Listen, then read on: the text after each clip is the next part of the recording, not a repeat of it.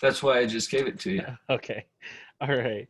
All right. So first off, uh, how do you tell stories? I tell them very well. Okay. Sto- um, Stories are an important part of communication because it puts a context around something for people to understand. So when I tell stories, I like to bring my audience into the story with me. I try to make it first person experience with present language. So instead of saying, last week I was down at the store, I say, come with me to the store. I walk in and I see whatever. See, I try to make it very present and bring the audience in with me. right. All right. So the second question, as far as the storytelling goes, does it follow a linear pattern of an introduction, body, and conclusion, like a typical story? Or does it follow an alternative organizational pattern, such as a spiral, wave, star pattern, call and response, narrative, or any other type of storytelling? As far as the stories are concerned, I try to make it real time and present. So it's not a traditional introduction, body, and conclusion. I will structure a keynote or a training or a presentation in a way that there's a beginning, a middle, and an end. Uh, the stories themselves, I try to make those as present and current as I possibly can. I really want to bring people along with me to experience the story Okay. as if they're experiencing it themselves. Okay. And do you use visual aids? And if so, what type? It depends. Uh, I do use slides occasionally to illustrate certain things, especially if I've got a graph or a model that I'm trying to convey. Um, if there is some object that is relevant to my story, I'll bring it with me and show it to the audience. For the most part, I try to make the visual aids appear in the imagination of the audience. So if Okay. I can paint a clear enough picture for them that they can see it themselves, that's even more effective. But I will occasionally use images or slides or objects, depending Okay. on what the story is. And then let's see, where am I at? How do you establish credibility with your audience? Well, the first thing is I go by Dr. Paul. Okay, that's always a credible. The doctor type. I've got a PhD in clinical psychology, and that carries some weight. That helps to establish credibility. Beyond that, Texas, I think the main thing that I try to do is form a connection with my audience so they know that I'm talking directly to them. And and I use language that shows that I know what I'm talking about, and then I combine that with humor and warmth and engagement, which gives me credibility, but it also makes me approachable and believable instead of being, some stiff white coat doctor. uh, Right. I tend to be playful and interactive, but then I use language and wording that shows people that I know what I'm talking about. Okay. And then let's see. What types of material do you select as supporting material? I think that goes along with the visual aids in a way. Yeah, visualize, but it also goes with credibility because I'll refer sometimes to research that's been done in the psychological field. I'll refer to current events or stories that are going on in the world around us as supportive material for whatever point or topic that I'm speaking about or training on. Okay. I think that's almost all the time that we have. Let's do the last question. It's very If you, simple. I've got a few more minutes Okay. if you need it. I don't know what you've got on your calendar, but Okay. Um, So, to what purpose do you speak? Is it informative, persuasive, celebrative? Um, I would say given those categories, it's primarily informative and persuasive. okay, Don't want to just inform people. I want them to take action okay, for their own benefit.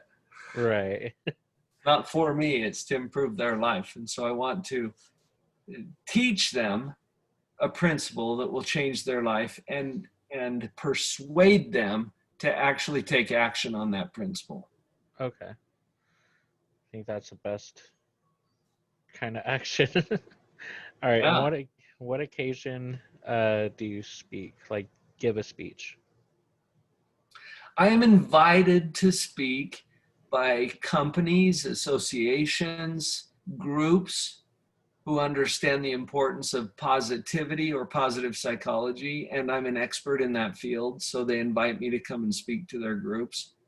Um, Quite a bit this year, I've been speaking to people who are trying to understand ways to stay positive during challenging times, like the global pandemic that's going on.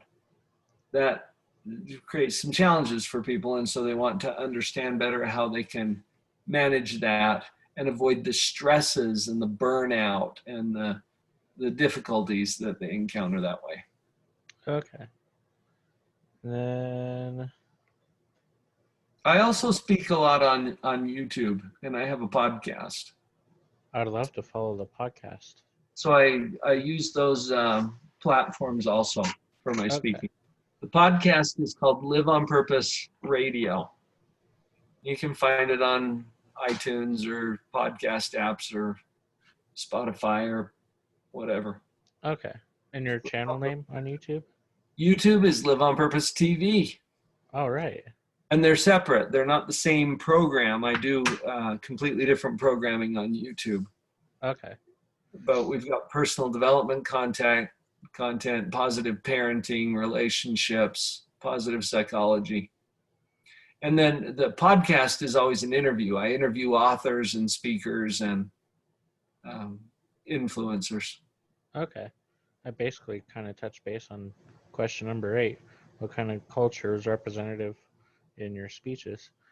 So, I guess you answered that one. Are they, like, as far as the speeches, are they more collectivist or individualistic? Not sure exactly what you mean with those two terms. So, like, collectivist is like, um, as far as like the terms that apply to a whole group of people, whereas individualistic only applies to each individual person. Well, it's an interesting question because the principles that I teach, I would categorize as collectivist. Okay. The way that you've defined it, they are for everyone. They're general principles. They're not specific to any group or individual. But I try to present those in a way that it has a personal connection to everyone in the audience. Okay. So that can be kind of tricky, but I think it's important for the individuals in the audience to resonate with what's being shared as if I was talking to them personally Okay. with principles that can be applied to anyone. Right. And then, oh goodness, question number 10. So it says, do you have a high or low power distance? Meaning, like, uh, as far as like the speech, does it follow the direction of the speech, or is it like when you give a speech, does it follow like one certain direction, or is it like you speak to a close friend? I'm trying to make that make more sense. Yeah, the question's worded in kind of an interesting way there, but Yeah. power distance to me means are you setting yourself up as you're up here and they're down here and you're Right. like the professor in a university setting is the expert and they give the lecture, right? And there's a power differential. I really prefer to bring that to a level playing field. I want people to feel like we are on the same level. Okay. Having already said what we did about credibility. So I have to establish myself as an expert, someone who knows what he's doing. I'm the doctor, I'm the author, I'm the guy. Right. But then in my presentation, I want to bring it down to where I can just interact with people very authentically Okay. and have a more even, I don't want a power differential when we're having a conversation. Right. So I want to establish my credibility, but then I don't want to come in as the lecturer, the know-it-all, the expert, the genius. I want to have that credibility, but then I want to connect with my audience on a more authentic, personal level. So Okay. that I'm approachable. Okay. That's actually a great response. Best response I've heard. Um, and then, uh, whenever you give a speech, do you favor oral or written communications? Well, I am an author and a speaker. So I've written 3 books. That's written communication. The thing that I love about that is that people can go to it anytime they want and take it at whatever speed or pace they want. Right. A close second to that, I love the energy of face-to-face oral communication. I love the microphone. I love the event and to be able to speak in that setting. With the global pandemic, there have been much less in terms of events that are being scheduled. In March, I had 4 events canceled in 2 weeks Oh, goodness. where I was the keynote speaker. Just this last week, I had 1 come back on my calendar for November, but there has been no live event. I've done maybe 2 live events since March, and they were very small. One of them was a virtual platform where the presenters were the only people live at the event. All of the audience was virtual. Oh, goodness.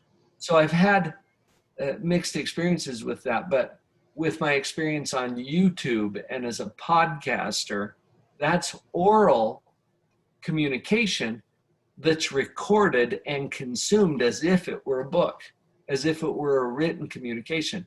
So with multimedia, we've got a lot more options now, and I can interact. I have just as much energy talking to a camera now as I do to an audience because I'm picturing my audience. Right. And so it's an oral communication to me, but it's more like the written communication because we can record it and put it up in a way that it can be consumed on demand, just like a book can. Okay. And the last question of the interview, do you view time as monochronic or polychronic time? Basically, is like the culture of your speech built with multitasking in mind, or does it have to have a set schedule and avoid disruptions and distractions? If I understand the question correctly, I would summarize it this way. You need to know your content. You've got to have it down pat. You've got to know it inside and out, upside and down. And I do. I have studied my content to that level. I know my models, I know my stories, I know everything inside and out. But when it's presented, no one would ever know that it's scripted. It feels natural. It has a flow. Interruptions are going to happen. And if you're in an event and the lights go out, you don't just keep talking with your script. You have to acknowledge that the lights just went out and have some flexibility. So I also feel like multitasking is a myth. We can't actually do it. We can switch task very quickly, Right. but I think we need to have the agility and the ability to go with the flow and to be a little nimble on our feet so that we can change as the context changes or as interruptions and distractions occur I think the material needs to be delivered in a way that it doesn't sound like it's scripted, but it's completely memorized. It is completely, you've got it down cold, okay? Okay. To the point where no distraction is going to tip you over. It's not like, okay, no, where was I? What did I say last? No, you can just roll with it because you know it, Right. got it down. But nobody in the audience would ever know that it's scripted. It sounds fresh. It sounds new. It sounds like the first time you've ever delivered it. Okay. And then I do have one personal question. How do Okay. you deal with stress during a speech? Because I know, like, during the whole pandemic, it's all virtual. So, like, all my Yeah. classmates are looking through on their screen, but I'm looking at a camera, basically. Like, I'm looking at a camera right now. Yeah. How do you deal with the stress whenever you give a speech? Do you, like, try to power through it? I'm not entirely too sure. Anxiety is one of the biggest barriers that we face in our life. And it's not just for speaking, but public speaking is number one on a lot of the lists of stressful things. Next to death. It comes in above death on most lists. I know. And Jerry Seinfeld picked up on that, and he said that means at a funeral, the guy giving the eulogy would rather be in the box. And that's kind of funny. But here's what I've noticed. And my friend Dan Clark talked about this. He is a Hall of Fame speaker. He's one of the best. And he said people don't fear public speaking. People fear speaking poorly. That is so true. Because when they do it well, when they kill it, it's a rush. It is exciting. It is fun. I crave it. I don't fear it. I crave it. I love it. And the thing that overcomes fear the most is preparation. Okay. That's why you got to have it down. If you go in there with the confidence that you know your stuff, and there's one other part to that, Texas, I would say it has to do with your focus. As long as you're focused on you, like, am I ready? Do I really have this? Am I going to do okay? Am I going to screw up? See, who's your focus on? Me. It's on you. And that will create anxiety guaranteed. Okay. When you can shift your focus to your audience, who are they? What do they need? How does your powerful message impact or improve their life? See, when your focus shifts to them, the anxiety goes away. So between preparation and focusing on your audience, not you, that's how we overcome the stress or the fear or the anxiety that's associated with speaking. That's a simple answer, but it's a powerful one. Okay. Well, that's all the questions that I have. So, Cool. well, thank you so much. Hey, if you're looking for other speakers, let me give you a little resource. Here's let me see if this link works first. Are they local or, you know? Let's see. Yes, these guys are. Okay. Let me see if that link works. I'm just going to click on it. I put it in the chat. Let's see.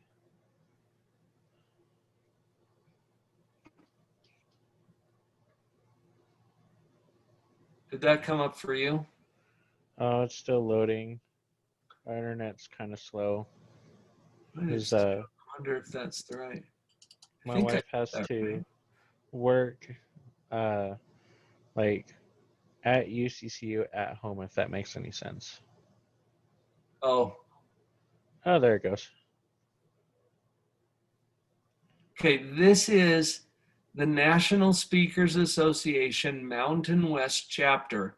These are professional speakers that live here in the, it's a 4-state area: Utah, Idaho, Wyoming, and Montana. Okay. And there's a place where you can sign in. Let's see. Roselli. Speakers If you scroll directory. down where it says hire a speaker or speakers directory, yeah, click on Okay. speakers directory and it will pull up all of my colleagues here in the Mountain West. I'm a past president of this chapter. Okay. And you can just scroll through and you can see these speakers. There's a way that you can connect with them. You can send them a message. You can do a request for an interview. If you include in that request that Dr. Paul sent you,